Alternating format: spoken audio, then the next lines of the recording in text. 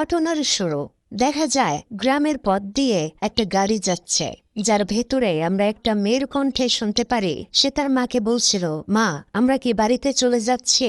তার মা উত্তর দেয়, হ্যাঁ, চলে যাচ্ছি। মেয়েটি বলছিল, এখানে আমি আমার বন্ধুদের সাথে খেলতে চাই মা। তার মা বলে, বাড়িতে গিয়ে খেলনা দিয়ে খেলো, কিন্তু এখন এখান থেকে যাওয়া জরুরি। আবারও মেয়েটি তার মাকে জিজ্ঞেস করে, তুমি কি আমার জন্য একটা ভাই এনে দেবে? আমার ভাই হবে? তার মা বলে, হ্যাঁ, হতেও পারে। তখন আমরা মেয়েটিকে দেখতে পারি যে কিনা গাড়ির উইন্ডো দিয়ে বাহিরে দেখছিল, তবে আকাশে ছিল অনেক অনেকগুলো কাক। আর তখনই সেই কাকগুলো অদ্ভুতভাবে গাড়ির কাচের মধ্যে পড়তে থাকে, ধাক্কা খেতে শুরু করে, আর সেখানে তাদের একটা বড় অ্যাক্সিডেন্ট হয়। তারপরে কেটে যায় অনেক অনেক দিন। গ্রামের একটা বাড়িতে আমরা সেই মহিলাকে দেখতে পারি যাদের অ্যাক্সিডেন্ট হয়েছিল। অনেকদিন পর তার জ্ঞান ফিরল। নাম সালমা। সেখানে তখন একটা মহিলা আসে তাকে পানি খাওয়াতে। সালমা জিজ্ঞেস করতে থাকে, আমার স্বামী কোথায়, আমার মেয়ে কোথায়? কিন্তু আজব বিষয় হচ্ছে, মহিলাটি কিছুর উত্তর না দিয়ে সেখান থেকে চলে যায়। কিন্তু সালমার পেছনে আমরা দেখতে পাচ্ছিলাম এক ভয়ঙ্কর রক্তাক্ত অবয়বকে, যদিও সে পেছনে ফিরে কাউকেই দেখতে পারে না, এবং সে আবারও জ্ঞান হারায়। নিঝুম রাত। সালমা তখন ঘুমাচ্ছে। কে যেন হঠাৎ করে তার নাম ধরে ডাকতে শুরু করলো। বলল, আমি এখানে সালমা, এদিকে এসো। সালমা যখন শব্দ অনুসরণ করে জানালার সামনে যায়, পর্দাটা সরাতেও কাউকেই সে দেখতে পায় না। সে সেখান থেকে ফিরে আসার সময় জানালাতে আবারও একটা শব্দ হয়। এবার যখন সে গিয়ে পর্দা সরায়, সালমা দেখতে পারে তার স্বামীর রক্তাক্ত অবয়ব সেখানে দাঁড়িয়েছিল। সে তো চিৎকার দেয়। তার চিৎকার শুনে ঘরে প্রবেশ করে সেই মহিলাটি আর তার স্বামী। সালমা তখন ওই লোকটাকে ধরে জিজ্ঞেস করতে শুরু করে, আমার স্বামী কোথায়, আমার মেয়ে কোথায়, আপনারা কিছু বলছেন না কেন? তখন সেখানে সালমার মেয়ে উপস্থিত হয়। এটা হচ্ছে তার মেয়ে জায়নাব। আর সালমা একটু পর পর যে রক্তাক্ত লোকের অবয়বটা দেখতে পাচ্ছে, সেটা হচ্ছে তার স্বামী জামেল। কিন্তু এখানে তো তার স্বামীর কোনো অস্তিত্ব সে দেখতে পাচ্ছে না। সালমা সেখানে তার মেয়েকে নিয়ে সেই দম্পতির সাথে খাবার খেতে গেলে সেখানে তারা একটা বুড়ো লোককে দেখতে পারে, যেই লোকটি হচ্ছে প্যারালাইজড, নিজে কিছুই করতে পারে না। খাবার খাওয়ার সময় সালমা সেখানে জিজ্ঞেস করছিল, আমার স্বামী জামেল কোথায়? লোকটার নাম কাশিম। সে বলে, তোমরা গুরুতরভাবে আহত হয়েছিলে দুর্ঘটনায়, তোমার স্বামী জামেলকে আমরা শহরে একটা হসপিটালে ভর্তি করেছি। এখন এই কথাই শুনে তো সালমা উত্তেজিত হয়ে যায়। সে এখনই যাবে সেখানে। কোথায় আছে তার জামেল? কিন্তু কাশিম তাকে বলে, শান্ত হন, কালকে সকালে সেখানে যাওয়া যাবে। কিন্তু সালমা কোনোভাবেই কোনো কথাই শুনছিল না। সে সেখান থেকে বের হতেই কাশিমের স্ত্রী নিসা দরজার সামনে এসে দাঁড়ায়। আর তখনই সালমার মাথা ব্যথা শুরু হয়। আর তার কল্পনায় আমরা একটা বিষয় জানতে পারি। দেখা যায় সে তার হাজব্যান্ড জামিলের সাথে একটা রুমে বসে কথা বলছে। সেখানে তারা খুবই দুঃখী ছিল একটা সন্তান লাভের আশায়। অনেক চেষ্টা করেও তাদের কোনো সন্তান হচ্ছিল না। তখন জামেল তাকে বলছিল, আমাদের তো একটা মেয়ে আছে, জায়নাব, তাকে নিয়ে আমরা বাঁচবো। কিন্তু সালমা বলছিল, সে তো আমাদের রক্তের কেউ না। মানে বন্ধুরা, জায়নাবকে তারা অ্যাডপ্ট করেছিল। যাই হোক, রাতে আমরা দেখতে পাচ্ছিলাম কোনো এক কারণে ছটফট করছিল সালমা, আর তার পায়ের কাছে অদ্ভুতভাবে বসেছিল জায়নাব। মনে হচ্ছিল সে কোনো কিছুর দ্বারা পজেস। সেখানে আমরা দেখতে পারি সে হেঁটে হেঁটে বাহিরে চলে যায়, এবং যেটা দেখছিল সেই নিসা নামের মহিলাকে। আমরা দেখতে পারি জায়নাব চলে যায় সেই গ্রামের একটা কুয়ার কাছে, রহস্যময় ভাবে তাকিয়ে থাকে। তবে তার পাশে আমরা আরো কিছু ছেলে মেয়েদেরকে দেখতে পাচ্ছিলাম, যাদেরকে দেখে এতটুকু বোঝা যায় যে তারা কোনো সাধারণ মানুষ নয়, কিছু একটা হতে যাবে। ঠিক সেই সময় নিসা জায়নাবকে এসে ধরে ফেলে আর বলতে থাকে, তাকে নিয়ে যেও না, তাকে নিয়ে যেও না। সেখানে কাশিমও তখন চলে আসে আর তাকে নিয়ে ঘরে ফিরে আসে। এদিকে একটা ভয়ঙ্কর স্বপ্ন দেখে সালমার ঘুম ভাঙে, আর সে দেখতে পারে নিসা আর কাশিম জায়নাবকে তার কাছে দিয়ে গিয়েছে। পরের দিন সকাল, সালমা যখন চোখ খুলে, সে আবারও তখন তার স্বামী জামিলের ভয়ানক অবয়ব দেখতে পায়, যেটা কিনা ভয়ের সাথে সাথে তার চিন্তাও বাড়িয়ে দিচ্ছে। এই বিষয়টা তখন সে কাশিমকে জানায়। কাশিম বলে, চিন্তার কিছু নেই, আমি এখনই একটা গাড়ির ব্যবস্থা করে তোমাকে নিয়ে শহরের উদ্দেশ্যে রওনা দেব, তোমার স্বামী জামিলের কাছে যাব। সালমা তখন বলল, আমাদের গাড়িটা কোথায়? কাসিম জানায়, দুর্ঘটনায় গাড়িটা দুমড়ে মুচড়ে একদমই নষ্ট হয়ে গিয়েছে, চলার মতো না। এটা বলে এসে গাড়ি আরে বন্ধুরা, শেষ পর্যন্ত আইপিএল এর মৌসুম এসে গেছে, এবং সত্যি বলতে ক্রিকেট উপভোগ করার এটাই সেরা সময়গুলির মধ্যে একটি। আমি মেল ব্যবহার করছি, যেখানে আপনি ম্যাচগুলি লাইভ দেখতে পারেন এবং ম্যাচ বিজয়ী মোটর রান সর্বোচ্চ স্কোরার এবং আপনার পছন্দের অনেক কিছুর উপরেই প্রেডিকশন রাখতে পারেন। এটি কেবল ক্রিকেটের বিষয় নয়। আমি এই প্ল্যাটফর্মে যা উপভোগ করি তা হলো দ্রুত গেম এবং স্লট, ক্র্যাশ, ক্রিস্টাল এবং পিঙ্কো এক্সের মতো গেমগুলি। কোনো দীর্ঘ অপেক্ষা নয়, কোনো বিরক্তিকর গেম প্লে নেই। আপনি একটি BMW গাড়ি, আইফোন, ল্যাপটপ এবং অন্যান্য অনেক পুরস্কার জিততেও পারেন। আপনি যদি নতুন হয়ে থাকেন তবে একটি দুর্দান্ত বোনাসও পেতে পারেন। সাইন আপ করার সময় শুধুমাত্র আমার প্রচার ক্রেতা 7 ব্যবহার করুন এবং আপনি আপনার প্রথম জমাতে 12K পর্যন্ত বোনাস পেতে পারেন। টাকা তোলা সহজ এবং দ্রুত। বিকাশ, ব্যাংক, ক্রিপ্টো এবং অন্যান্য সহজ পদ্ধতি রয়েছে। এটি নিরাপদ এবং সুবিধাজনক। সাথে রয়েছে 24/7 ডেজ কাস্টমার কেয়ার সাপোর্ট। গুগলে শুধু মেল অনুসন্ধান করুন এবং আমার প্রচার ক্রেতা 7 ব্যবহার করে বোনাস জিতে নিতে পারেন। তাই মিস করবেন না। IPL ম্যাচগুলো উপভোগ করুন এবং অন্বেষণ শুরু করুন। তবে সেখানে আমরা দেখতে পাচ্ছিলাম জাইনাব সালমার সাথে কথা বলছিল না। সালমা জিজ্ঞেস করে, মা তোমার কি হয়েছে? তুমি আমার সাথে ভালো করে কথা বলছো না কেন?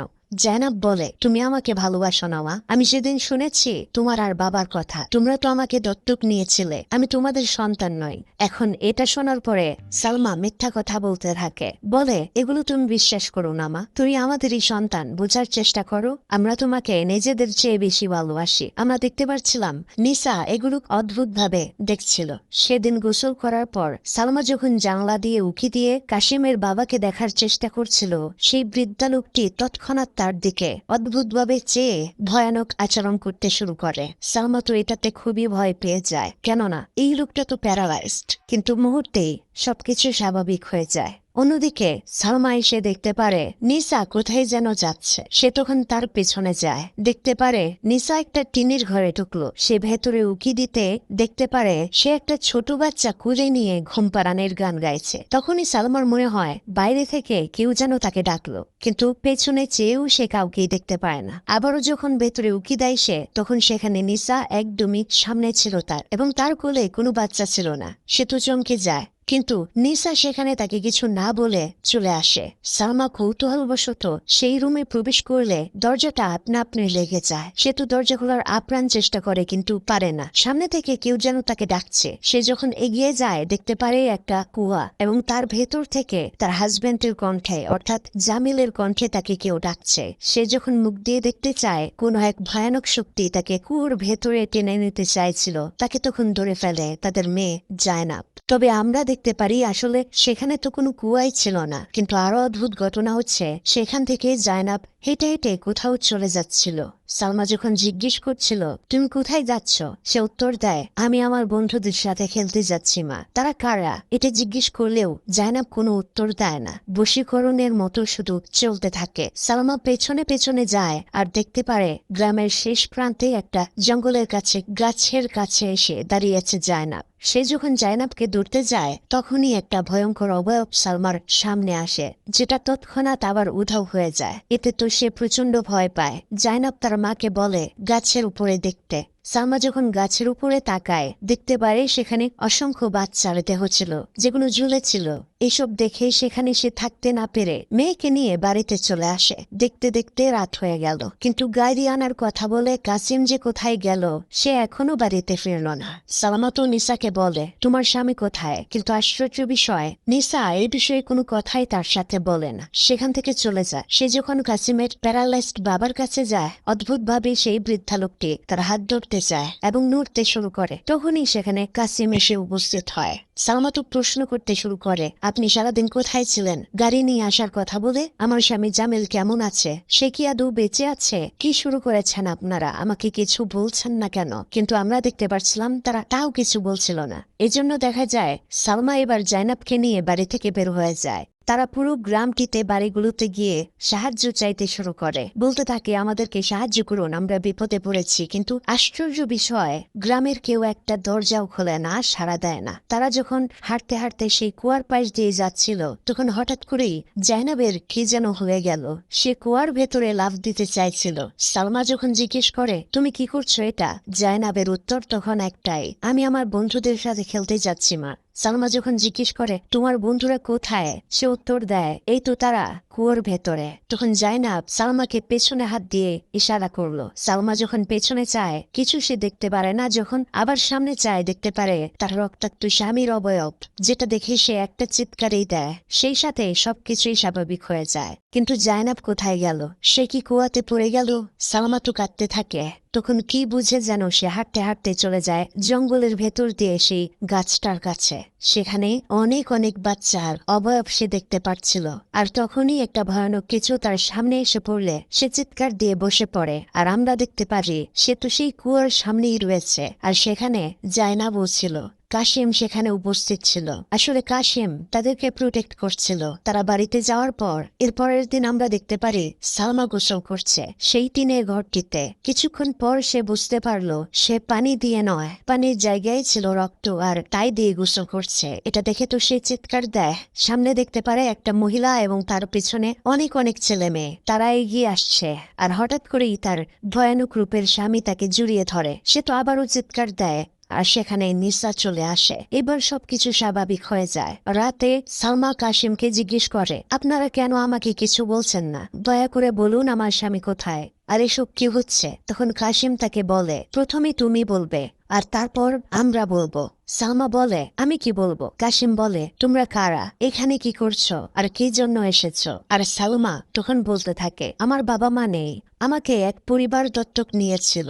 বড় হওয়ার পর জামিলের সাথে বিয়ে হয়। সব ঠিকঠাকই যাচ্ছিল, কিন্তু আমরা কোনো সন্তান লাভ করতে পারিনি। অনেক দিন হওয়াতে মানুষ অনেক অনেক কথা বলতো, অপমান করত। আমরা অনেক ডাক্তার দেখিয়েছি, কিন্তু কোনো ফল পাইনি। আমরা যখন হতাশ, তখন আমরা জাইনাবকে দত্তক হিসেবে নেই। তাকে অনেক ভালোবেসেছি, কিন্তু তাও নিজেদের সন্তানের যে একটি আক্ষেপ, সেটা যেন পিছুই ছাড়ছিল না। হতাশাগ্রস্ত হয়ে অনেকবার নিজেকে শেষ করার চিন্তা করেছি। একদিন আমরা জানতে পারি এই গ্রামে একজন বৃদ্ধা মহিলা বাস করে, যার চিকিৎসায় সন্তান লাভ করা সম্ভব। তারপর কি হয় তা আমাদেরকে দেখানো হয়। তারা সেখানে যাওয়ার পর সেই কবিরাজি মহিলাটির বাড়িতে একটা অদ্ভুত বাচ্চা ছিল, যার কাছে জাইনাব গিয়ে বসে। পাশের রুমে তারা সেই বৃদ্ধা কবিরাজ মহিলার কাছে গেলে সবকিছু শোনার পর তিনি বলেন, আমরা রাতের জন্য অপেক্ষা করব।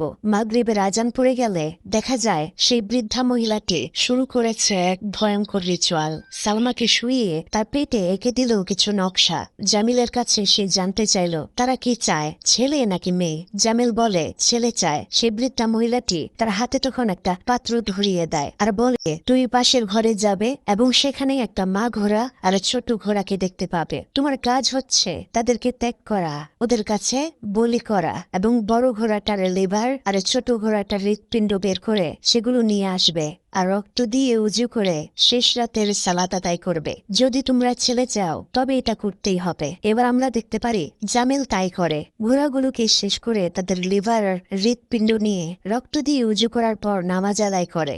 এগুলো যখন নিয়ে মহিলার কাছে আসে, তখন কিছু রক্ত দিয়ে মহিলাটি সালমাকে গোসল করায় এবং তাদেরকে বলে, এবার তোমরা পাশের রুমে যাবে আর একান্তে সময় কাটাবে। তার মানে বুঝতেই পারছেন বন্ধুরা এখানে কি বলা হচ্ছে। আর তারপর বাকি কাজ সেই মহিলাই নাকি সামলে নেবে এবং তারা সেটাই করে। কিন্তু আমরা তো জানি সেখান থেকে ফেরার পরেই তাদের দুর্ঘটনা ঘটেছিল।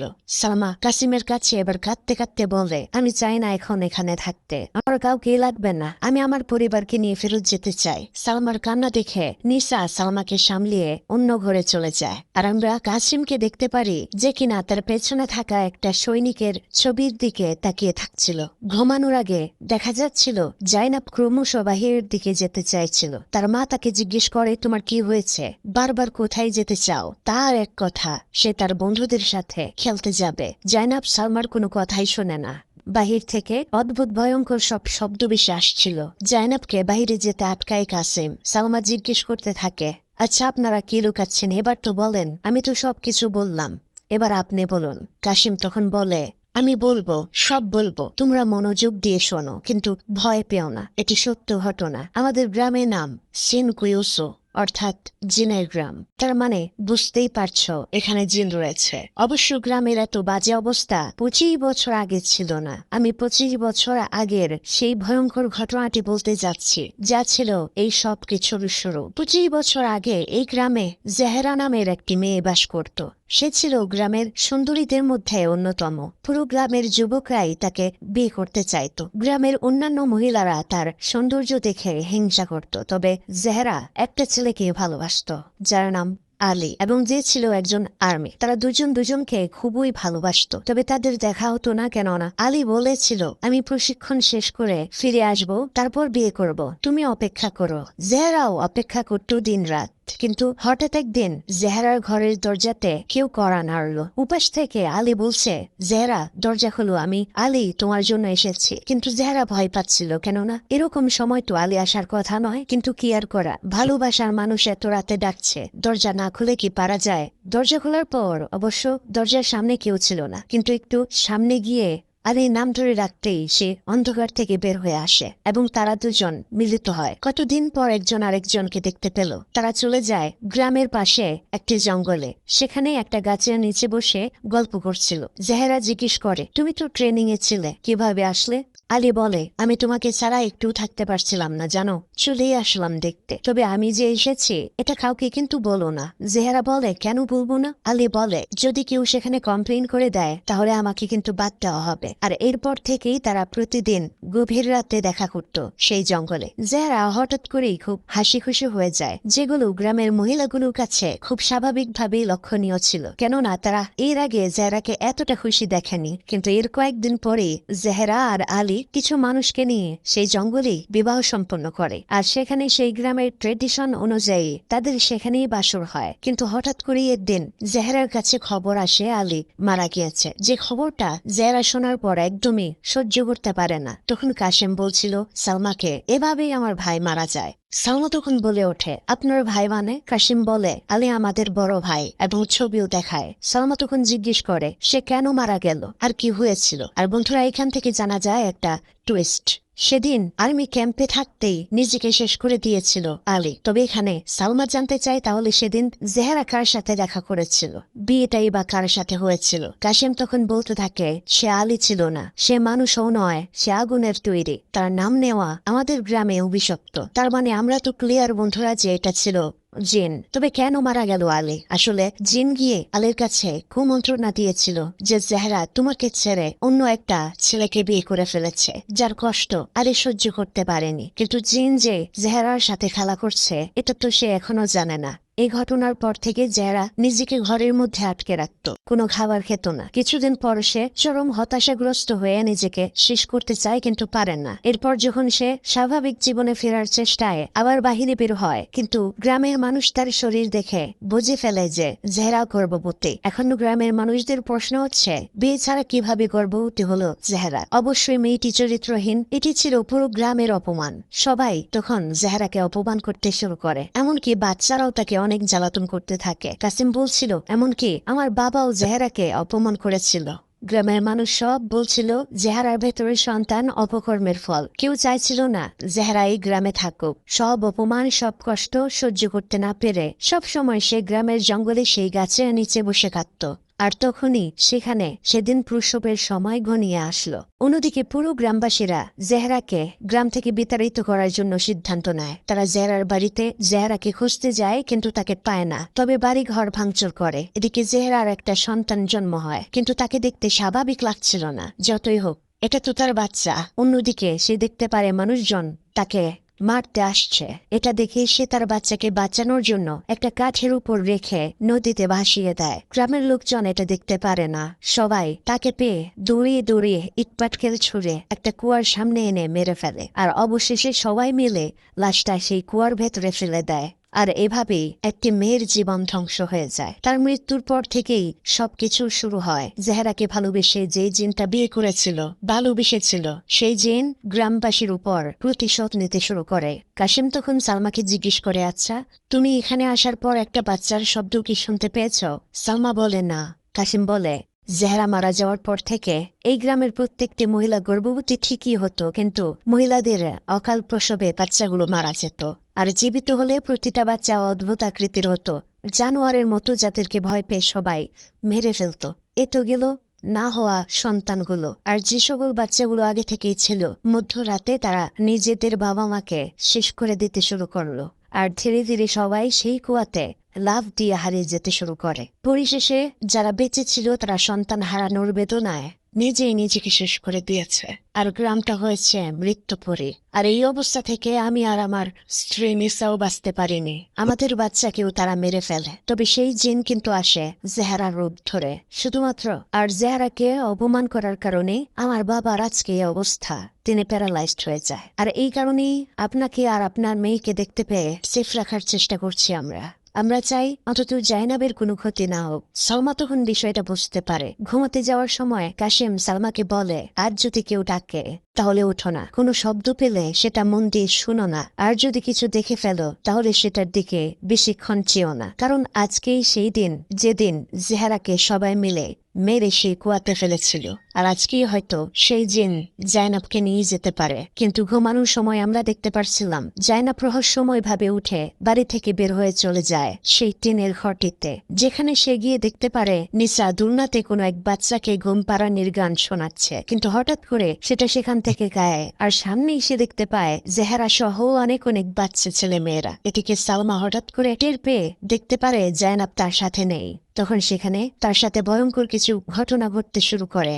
জেহারা সহ বাড়িতে থাকা প্যারালাইজড বৃদ্ধ ব্যক্তিটিকেও সে দাঁড়িয়ে থাকতে দেখতে পায়। সাথে ভয়ঙ্কর কিছু ঘটে। সে বাড়ি থেকে বের হয়ে পড়ে। একটু সামনে এগোতেই দেখতে পারে তার স্বামী জামিল জাইনাবকে ধরে রেখেছে, কিন্তু সে অনেকটা দূরে। সালমা তাদেরকে দেখে লক্ষ্য করে সামনে যেতে যেতেই চলে আসে সেই কুয়ার কাছে, যেখানে তার স্বামী জামিল জাইনাবকে ধরে রেখেছিল কুয়ার সামনে। বলছিল, সালমা, আমি চাই জাইনাবকে কুয়ার ভেতরে তাকে উৎসর্গ করতে, তাহলেই আমাদের নিজেদের রক্তের সন্তান তোমার পেটে চলে আসবে। কিন্তু সালমা কোনোভাবেই মানছিল না। বলছিল, আমার কোনো সন্তান প্রয়োজন নেই, তুমি এমনটা করো না। জাইনাব বলছিল, আমার জন্য চিন্তা করো না মা, আমি সেখানে আমার বন্ধুদের সাথে খেলবো, ভালো থাকবো। তখন আমরা দেখতে পারি সালমা অনেক কাঁদতে শুরু করে, আল্লাহর কাছে বলে, হে আল্লাহ, আপনি সাহায্য করুন। সেখানে আমরা সেসব ছেলে মেয়েদের দেখতে পাচ্ছিলাম যারা এই কুয়াতেই শেষ হয়েছিল। তখন সে পিছনে চাইতেই দেখতে পারে জেহেরাকে। সেটা তাকে বলছিল, জাইনাবকে দিয়ে যা আর তোর নিজের ছেলেকে তোর গর্বে করে নিয়ে যা। জাইনাবকে উৎসর্গ করলেই তোর পেটে বাচ্চা আসবে, আর আমি তোদেরকে এখান থেকে যেতে দেব। কিন্তু সালমা কোনো কথাই শুনছিল না, যে কারণে জেহরা অনেক রেগে যায়, তাকে মারতে চলে আসে, কিন্তু মারতে পারে না। জেহেরা আটকে যায় সালমার গলাতে একটা চিহ্ন দেখে, তাকে ছেড়ে দিয়ে চলে যায়। আর এখানে আসে ঘটনার একটা আসল টুইস্ট। আসলে সালমা হলো সেই সন্তান যে কিনা জেহেরার গর্ভে ছিল আরো 25 বছর আগে। আর প্রসব হওয়ার পর সেই বাচ্চার গলাতেও আমরা এই চিহ্নটা দেখতে পাচ্ছিলাম। তার মানে বোঝা যায় সালমা জেহেরার সন্তান, আর অবশ্যই নিজের সন্তানকে কেউ মারবে না। সালমা যখন উঠে তখন দেখতে পারে সেখান থেকে সবাই চলে গেছে, কিন্তু সামনে পড়ে রয়েছে তার স্বামী আর তার মেয়ের দেহ। আর এখানে ঘটনার সব থেকে বড় একটা টুইস্ট রিভিল হয়। দেখানো হয় সেদিন যখন তারা গ্রাম থেকে চলে আসছিল অ্যাক্সিডেন্টে, আসলে সবাই সেখানে মারা গিয়েছিল। মৃত্যুর আগে সালমার সামনে জেহেরা আর সেই আলীর রূপ ধরে জিন এসেছিল নিসা আর কাসিমের মতো হয়ে। শেষে দেখানো হয় পুলিশ সেই দুর্ঘটনাস্থলে জাইনাব আর জামিলের লাশ পেলেও উধাও ছিল সালমার লাশ। তাসেম এবং তার স্ত্রী নিসাও তাদের বাড়ি থেকে উধাও ছিল। তারা কোথায় গিয়েছে গ্রামের কেউ বলতে পারে না। এবং কিছুদিন পর বৃদ্ধ প্যারালাইজড ব্যক্তিটাও মারা যায়, যেগুলো সেই গ্রামের মানুষদের মুখ থেকেই আমরা শুনতে পারছিলাম গল্পের শেষে। তারা বলছিল, সালমা কোথায় গেল আর কাশিম নিসা দম্পতি কোথায় গেল, এটা আজও সবার অজানা আর রহস্য হয়ে রয়েছে। অনেকে বলে সালমাকে সেই জিন তার কাছে নিয়ে গিয়েছে। গ্রামটা এখনো অনেক অবিষপ্ত, যেখানে অনেক রহস্যময় প্রশ্ন এখনো রয়ে গিয়েছে, যেসবের উত্তর মানুষের আজও অজানা।